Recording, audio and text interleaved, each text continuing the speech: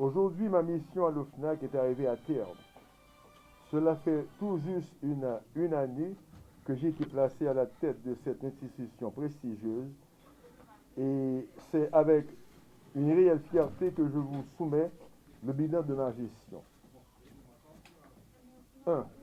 Retour de la coopération française des SNA, maintenant appelée FRAX, France Aviation Civile Service, qui travaille avec la direction de la sécurité de l'aviation civile d'Haïti, DSAF. 2. Construction d'une cafétéria et des bureaux de la DSAF. 3. Démarrage des travaux de construction de la nouvelle école aéronautique d'Haïti. Cette école formera des contrôleurs aériens, des pilotes ainsi que des mécaniciens d'avion. 4. Création du département d'IT, Direction Information et Technologie. 5. La création du bureau de doléances passagers à l'aéroport et à l'aérogare de Port-au-Prince.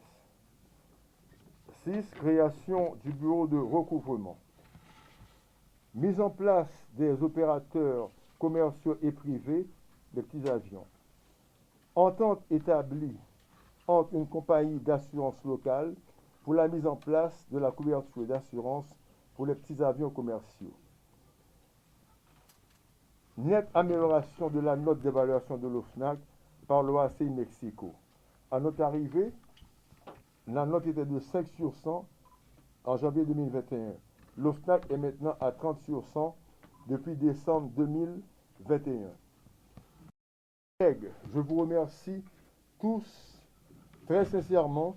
Sans vous, sans votre support inconditionnel, votre franche collaboration et votre travail acharné, rien de tout cela n'aurait été possible. Je passe le maillet aujourd'hui à l'un de nous, un ancien de l'OFNAC, qui a accepté de mettre son expérience, ses compétences et ses connaissances au service de cette institution qui nous est chère. Au nouveau directeur général de l'Office national de l'aviation civile, le lieutenant-colonel Joseph Laurent Dumas, je vous souhaite une bonne continuité et beaucoup de succès. M. Dumas est un ancien cadre de l'OFNAC, tout récemment parti à la retraite. Au cours de ces 20 dernières années, sa carrière professionnelle l'a toujours retrouvé dans le domaine de l'aviation civile ou de la réglementation du secteur. Du Code de l'aviation civile récemment adopté en Haïti. Il est familier avec les techniciens cadres et le personnel de l'OFNAC. Il a connu les moments forts de l'OFNAC où cette institution contribuait très largement au trésor public et à travers de diverses activités de la vie nationale. Il est également témoin de nos jours de la situation difficile que traverse alors le pays tout entier et toutes les institutions du pays en font partie. Il va prendre les fonctions dans des situations très difficiles dues à des crises, d'abord des crises politiques et aussi crises sanitaires qui a déstabilisé en quelque sorte beaucoup d'institutions, pas seulement en Haïti, mais à travers le monde tout entier. La gestion de l'aéroport devient de plus en plus pointue en raison du développement rapide de la technologie et aussi des exigences de la réglementation du secteur pour uniformiser les normes applicables. On comprend bien, c'est pas qu'on n'a pas la capacité d'avoir des résultats, mais il y a des paramètres qu'on ne contrôle pas.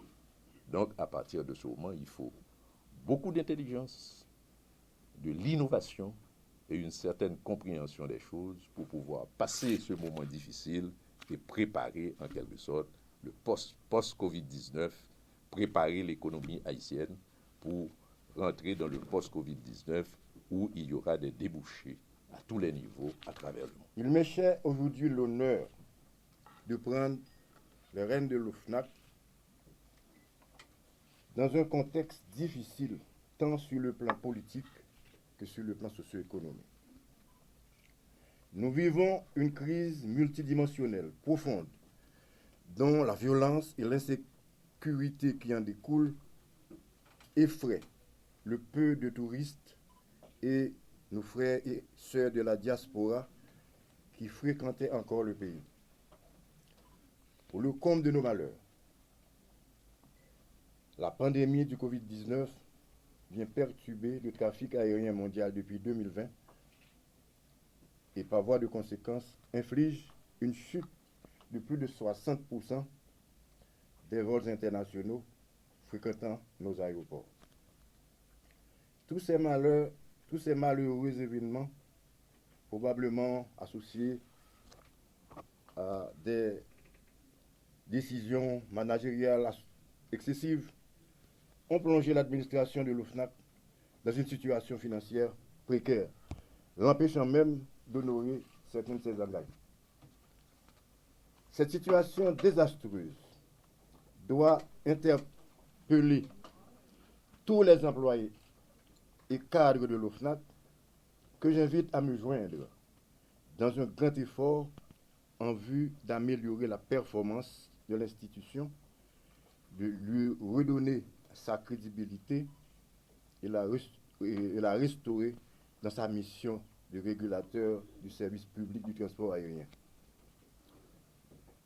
Nous déterminerons ensemble la nouvelle trajectoire que prendra cette organisation.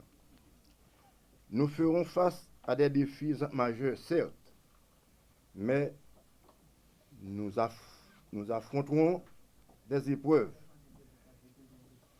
Mais nous avons pour mission d'accomplir le travail et livrer la marchandise.